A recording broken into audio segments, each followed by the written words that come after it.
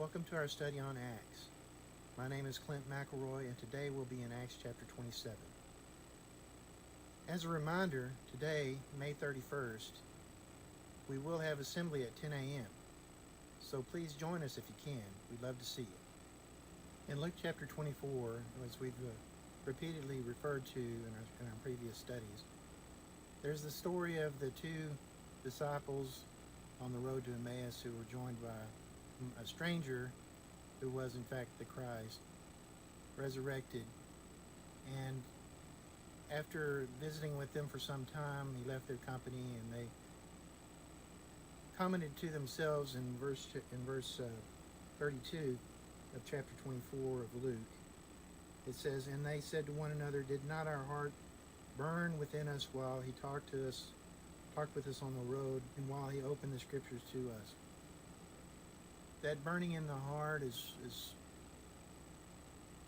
interesting to me. I think it tells of the nature of our relationship with God. When we feel that burning in our hearts, that's an indicator that we are doing appropriate things to draw ourselves closer to God. And it's interesting here that it refers to, aside from being in their presence, that he was opening the scriptures to them, explaining to them how the scriptures meant what they meant. Specifically, that the Christ was meant to come and die and be resurrected. These things were all things that he expounded to them on the way, and they heard it, and they had heard very possibly similar things before, but they didn't understand the meaning, and now their eyes were opening to the meaning of all the prophecies, the meaning of the events that they'd witnessed that had so confounded them. I really appreciated Jerry's communion service Sunday morning. If you were able to join us either through the video stream or live in person, he had a very good series of comments about the story of the road to Emmaus, the perspective of the men who were traveling there with Jesus, and what it must have seemed like to them. And I think it was very touching, and I appreciate that. And the story means a lot to me because we can find that burning in our hearts, I believe, through a continuous study of God's Word. Not just reading the Word, but thinking about what it could mean in our lives, dwelling on it when we're not reading on it, meditating on it, thinking about those things that are good, wholesome, and pure that we find in the Scriptures. Compare those things to the situations you find yourself in from time to time. Perhaps it would be a good way to know whether or not you're doing the right thing, judging by the Scriptures and what they say we should do. Again, I'm not saying this because I know everything and I can tell you how to behave. I in no way intend for that to be the case. I have admitted again and again that I am a sinner, and that my salvation is through the blood of Christ shed for my sins on Calvary's cross. It is not through any action of my own that salvation is mine. It's been given to me a gift, and I value that gift, and I want to share it with others. And I believe that maintaining a steady relationship in the Word is a good way to draw yourself closer to God. Find that burning in your heart, sustain that burning in your heart, and find that you can do works for God in His name in this life for others. So go with us now as we enter into this study, and bless you. Acts 27 from the NIV. When it was decided that we would sail for Italy, Paul and some other prisoners were handed over to a centurion named Julius, who belonged to the imperial regiment. We boarded a ship from Adramyttium about to sail for ports along the coast of the province of Asia, and we put out to sea. Aristarchus, a Macedonian from Thessalonica, was with us. The next day we landed at Sidon, and Julius, in kindness to Paul, allowed him to go to his friends so they might provide for his needs. From there we put out to the sea again and passed to the lee of Cyprus because the winds were against us. When we had sailed across the open sea off the coast of Sicilia and Pamphylia, we landed at Myra at Lycia. There the centurion found an Alexandrian ship sailing for Italy and put us on board. Verse 7. We made slow headway for many days and had difficulty arriving off Cnidus. When the wind did not allow us to hold our course, we sailed to the lee of Crete, opposite Salmon. We moved along the coast with difficulty and came to a place called Fair Havens, near the town of Lasea. Verse 9. Much time had been lost, and sailing had already become dangerous because by now it was after the Day of Atonement. So Paul warned them, Men, I can see that our voyage is going to be disastrous and bring great loss to the ship and cargo, and to our own lives also. But the centurion, instead of listening to what Paul said, followed the advice of the pilot and of the owner of the ship. Since the harbor was unsuitable to winter in, the majority decided that we should sail on, hoping to reach Phoenix and winter there. This was a harbor in Crete facing both southwest and northwest. Verse 13. When a gentle south wind began to blow, they saw their opportunity. So they weighed anchor and sailed along the shore of Crete. Before very long, a wind of hurricane force, called the nor'easter, swept down from the island. The ship was caught by the storm and could not head into the wind, so we gave way to it and were driven along. Verse 16. As we passed to the lee of a small island called Cauda, we were hardly able to make the lifeboat secure, so the men hoisted it aboard. Then they passed ropes under the ship itself to hold it together. Because they were afraid they would run aground on the sandbars of Citrus, they lowered the sea anchor and let the ship be driven along. We took such a violent battering from the storm that the next day they began to throw the cargo overboard. On the third day, they threw the ship's tackle overboard with their own hands. When neither sun nor stars appeared for many days and the storm continued raging, we finally gave up all hope of being saved. Verse 21. After they had gone a long time without food, Paul stood up before them and said, Men, you should have taken my advice not to sail from Crete. Then you would have spared yourselves this damage and loss. But now I urge you to keep up your courage, because not one of you will be lost. Only the ship will be destroyed. Last night an angel of the God to whom I belong and whom I serve stood beside me and said, Do not be afraid, Paul. You must stand trial before Caesar, and God has graciously given you the lives of all who sail with you. So keep up your courage, men, for I have faith in God that it will happen just as he told you. Nevertheless, we must run aground on some island. On the 14th night, we were still being driven across the Adriatic Sea. When about midnight the sailors sensed they were approaching land. They took soundings and found that the water was 120 feet deep. A short time later they took soundings again and found it was 90 feet deep. Fearing that we would be dashed against the rocks, they dropped 4 anchors from the stern and prayed for daylight. Verse 30. In an attempt to escape from the ship, the sailors let the lifeboat down into the sea, pretending they were going to lower some anchors from the bow. Then Paul said to the centurion and soldiers, Unless these men stay with the ship, you cannot be saved. So the soldiers cut the ropes that held the lifeboat and let it drift away. Just before dawn, Paul urged them all to eat. For the last 14 days, he said, you have been in constant suspense and have gone without food. You haven't eaten anything. Now I urge you to take some food. You need it to survive. Not one of you will lose a single hair from his head. After he said this, he took some bread and gave thanks to God in front of them all. Then he broke it and began to eat. They were all encouraged and ate some food themselves. Altogether there were 276 of us on board. When they had eaten as much as they wanted, they lightened the ship by throwing the grain into the sea. Verse 39. When daylight came, they did not recognize the land, but they saw a bay with a sandy beach, where they decided to run the ship aground if they could. Cutting loose the anchors, they left them in the sea, and at the same time untied the ropes that held the rudders. Then they hoisted the foresail to the wind and made for the beach. But the ship struck a sandbar and ran aground. The bow struck fast and would not move, and the stern was broken to pieces by the pounding of the surf. The soldiers planned to kill the prisoners to prevent any of them from swimming away and escaping.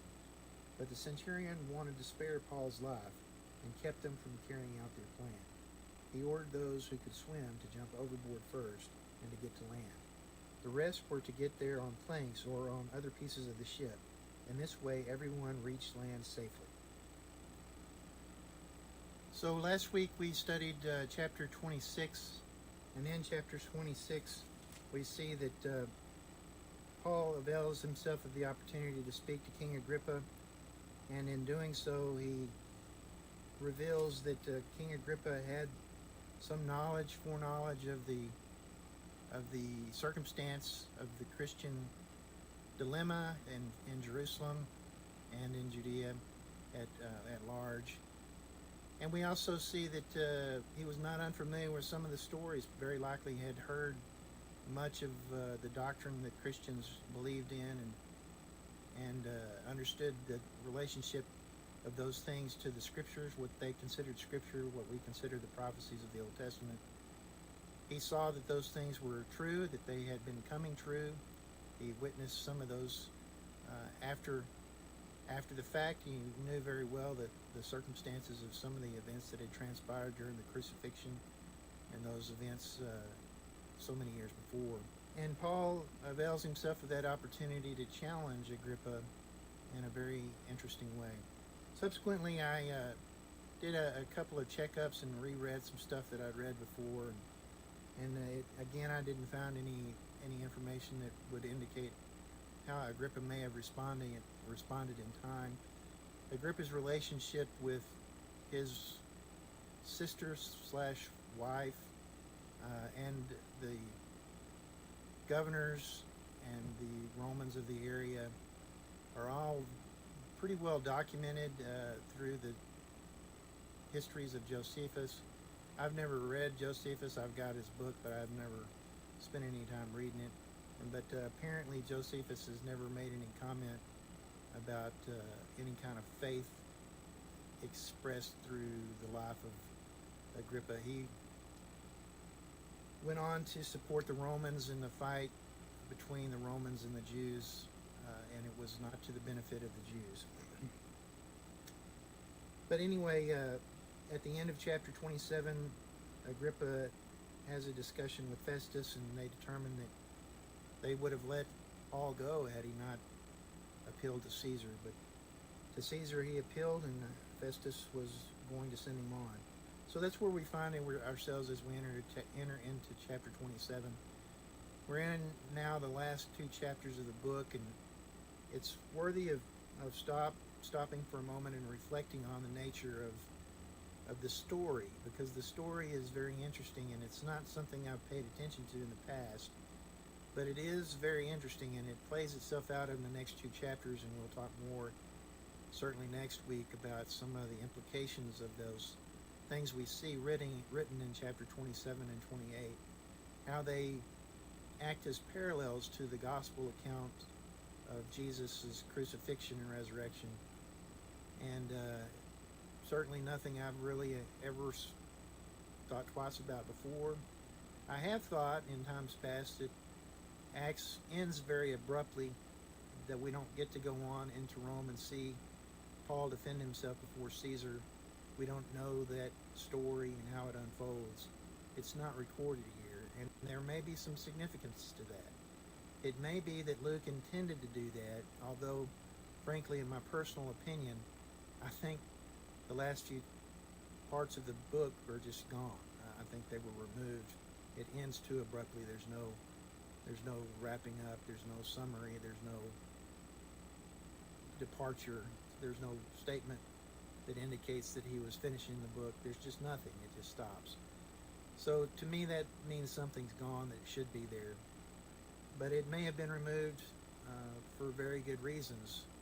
The implications of its absence have some significance, according to Mr. Wright here. In his commentary, talks about it briefly, and it is interesting, some of the parallels we find, not only to the ending parts of the Gospels, but also to some of the prophecies and stories from the Old Testament. So we'll be talking about that to some extent as we have opportunity. As we go on into chapter 27, sorry I had turned my light off and I just now realized I needed to turn it back on. And we find that Paul is taken by a centurion of the Augustan regiment, and they set sail on a ship, and they head out the next day landed at Sidon. So it says Aristarchus is with them. So Luke and Aristarchus and Paul are with this party, and Paul, of course, is there under the direction of the centurion. Julius there in Sidon gave Paul freedom to meet with his friends from the area, and they cared for Paul for a brief period, and then they set out to sea again. And it says that they sailed in such a way that Cyprus blocked the headwinds, and then they were passing Sicilia and Pamphylia, and they came to Myra, a city of Lycia. And at Myra, the centurion Julius found an Alexandrian ship sailing to Italy. So this would have been an Egyptian ship, if I understand correctly, the nature of an Alexandrian ship. And he put them on board that ship. He did not go with them from that point. So Julius is not with them any longer. So they sailed with some difficulty around a place I'm calling Cnidus, and the wind was not in their favor. So again, they sailed in such a way that Crete was blocking the headwinds, and they made it to a place called Fair Havens near the city of Lycia, which is spelled differently, although I'm pronouncing it the same as Lycia of the region. So it's getting late in the year, and Paul has advised them that it's not going to be good for them, that not only the cargo and ship, but also their lives would be put in danger if they continue from this point at this time of year. So apparently at a certain time of year, it was well understood by sailors of the region, you didn't go out on the sea any longer. You waited on shore until the springtime came, at which time you could go back out to sea. But this centurion that was now with him did not listen to what Paul had to say. He listened to the helmsman of the ship, who was the expert, so that makes sense. And they decided to sail on because the harbor they were in was not suitable for wintering. And they hoped that they could reach a place called Phoenix of Crete before the winds got terribly bad. So when the south wind came, they set out intending to get to that location. But the wind became this northeastern, or Euroclydon is what it says in the New King James. And the ship was caught in the headwind, and they were not able to continue. And they stopped, or they were in the shelter of a land called Clauda. And when they had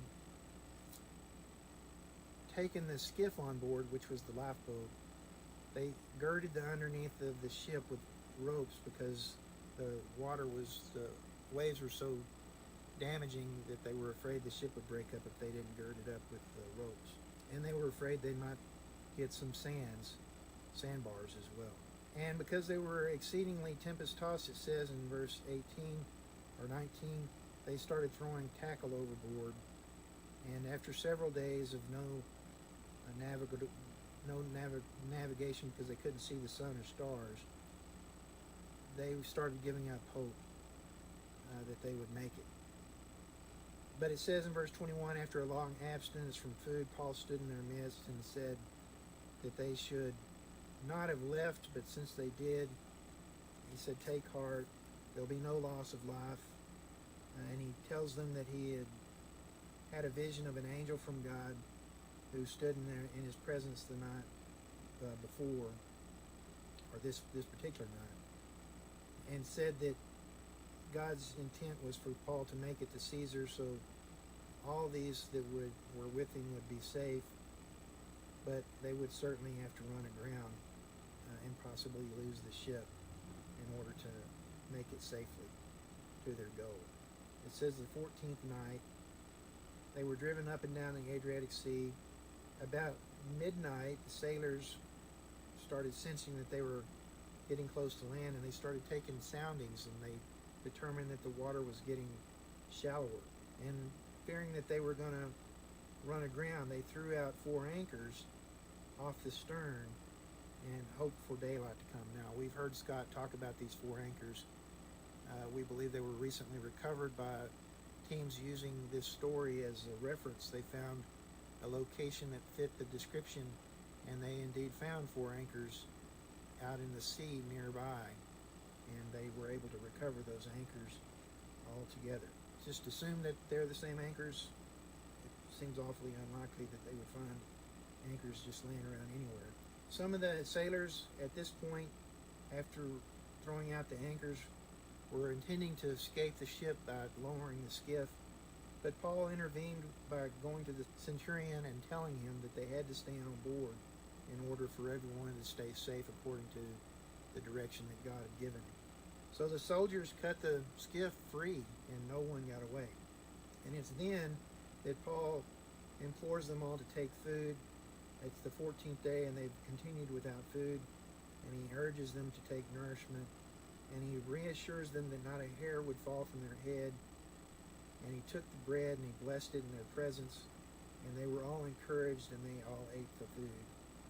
And it's there that we find out that there's 276 people on this ship. And once they'd eaten, that they threw out what was remaining of the food because they were afraid that it was too heavy to weight down the ship. 276 people, that's a lot of people.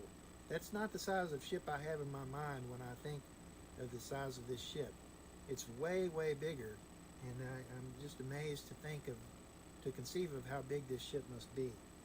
So daylight finally did come, and they observed the bay, but they didn't recognize it, and they cut the anchors free, and they were hoping to make it to the bay, but the ship struck a sandbar, it sounds like, and they ran it aground fast. It wasn't going to come loose, and because of that, the waves tore up the back end of the ship.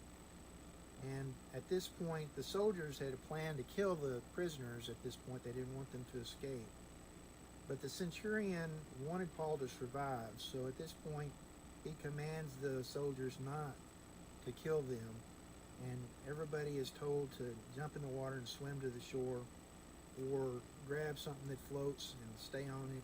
And it says in that way, all escape safely to land.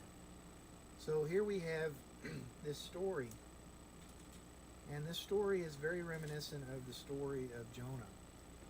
In Jonah's story, he's running away from the task that God has given him, and because God has given him a task and he's running away from it, some bad things happen to him in the ship that he's on board, and the people that he's with want to throw him overboard, and do in fact throw him overboard. But here we have the opposite situation going on. God wants this ship to make it to where it's going, and he's protecting the individuals on Paul's behalf in order to ensure Paul's safe delivery to Rome. So it is very interesting that there is this parallel. Now, there's some things that Mr. Wright wrote in his book that are interesting about the nature of the sea to the Hebrew. He refers repeatedly to a fear, a deep-seated fear that Jewish people had toward the sea. They didn't see the sea as a way used to traverse or trade. They saw it as a place of dark power. Although God was in charge, they just didn't trust the sea. They thought it was a place of dark energy. And when we see this experience at sea, he says the implication is this is a traversal of the darkness of death, if you will. And this is similar to the events of the crucifixion. So Paul has gone through similar circumstances as Christ in that last week. Christ was judged by a governor. He was brought before the Sanhedrin. He was told, determined by everyone involved, the powers that be, the Romans involved, that he was innocent, and yet he was sent on to a destination that God had in store for him. And that is the circumstance that Paul finds himself in. Paul is being driven through the same, very similar circumstances, and some 3 years of his life has been given over to this, at least 2, and now he finds himself in this darkness, this dark place, the shipwreck, cast about at sea for so many days. There are very interesting parallels here, and it makes me think a lot more about the way Luke has put this story together, the way that it will end in chapter 28. I'm looking forward to that discussion next week. I can't say enough about that, because it really has been a revelation to me to think in these terms. I certainly had been looking at the relationship between the Jewish people, both the religious and secular leadership, and the Romans through this reading, and I can see things kind of written between the lines that I had not noticed in previous readings. But this is kind of a new thing too, looking at it through this perspective of matching the events of the Passion Week, the circumstances of Christ's mission from God to find death at the cross and be resurrected on the third day. And the implications of that for Luke in the writing of the Gospel of Luke was that there was the book of Acts that would follow up. So what are the implications to us when the book of Acts ends in the next chapter without telling the rest of the story? I don't know. I haven't really given a lot of thought. Now I know what Mr. Wright is telling in his commentary, and we will certainly share that next time. I appreciate your kind attention, and I hope that you've been able to garner some encouragement from this chapter, and we will certainly have a much broader discussion next week. God bless.